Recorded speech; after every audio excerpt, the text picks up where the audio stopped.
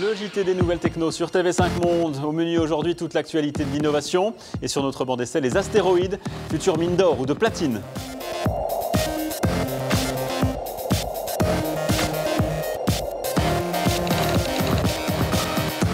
Bonjour à tous. Dans l'actu techno cette semaine, l'ampoule la plus économe du monde. C'est comme ça que 3 étudiants canadiens présentent leur invention. Elle consomme 12 watts et diffuse autant de lumière qu'une ampoule classique de 100 watts. Leur objet est pliable en plus, composé de plusieurs diodes LED et en plus il ne chauffe pas. Le projet est sur le point d'être commercialisé.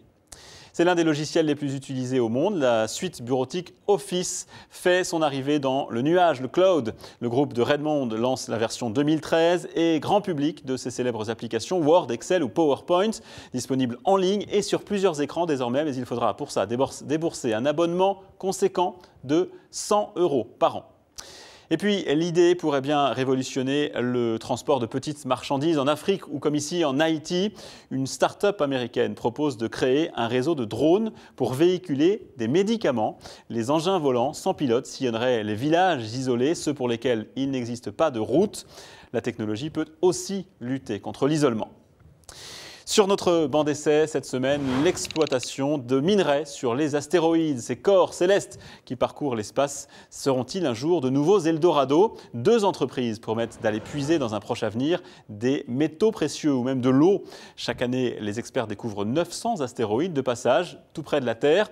L'idée de ces mineurs de l'espace est d'envoyer une flotte de petits vaisseaux en mission de repérage. D'abord, des sondes qui exploreront les richesses éventuelles présentes sur les astres. C'est seulement après cette phase de recherche que d'autres engins plus imposants iront creuser puis rapporter au bout de 2 à 4 ans quand même des dizaines de kilos de matériaux, de l'or ou du platine par exemple. Premier départ promis pour 2015, c'est-à-dire dans 2 ans seulement. Alors faut-il croire à l'ouverture de plateformes minières dans l'espace? Est-ce réalisable à si court terme?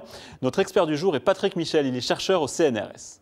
C'est pas crédible à court terme parce que pour vous dire, quand même les meilleures agences spatiales que sont la NASA, la JAXA et j'espère aussi l'ESA, ont pour but de ramener pour l'instant comme ambition une centaine de grammes. Donc ça veut dire que ce n'est pas beaucoup. Et ça coûte quelques centaines de millions d'euros. Les entreprises ont peut-être une ambition qu'elles affichent un petit peu plus à court terme que ce qu'elles pensent vraiment, parce que je sais que parmi elles, certaines sont conscientes des difficultés. Mais c'est sûr que dans les 10 prochaines années, ils n'arriveront pas. J'ai lu qu'ils voulaient rapporter entre 27 et 68 kilos de matière dans, je ne sais plus, c'est 10 ou 20 ans. Là, ça ne me paraît pas faisable. Et en tous les cas, même si ça l'était, s'ils mettaient des moyens énormes, plusieurs milliards de dollars, ça ne serait pas rentable en tout. Évidemment, si on met des budgets infinis, on peut y arriver, on envoie Bruce Willis et puis il arrivera à faire quelque chose.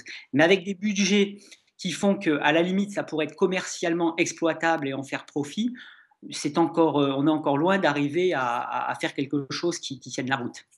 Le JT des nouvelles techno, c'est tout pour aujourd'hui. Ça continue sur les réseaux sociaux et sinon rendez-vous dans une semaine sur TV5 Monde.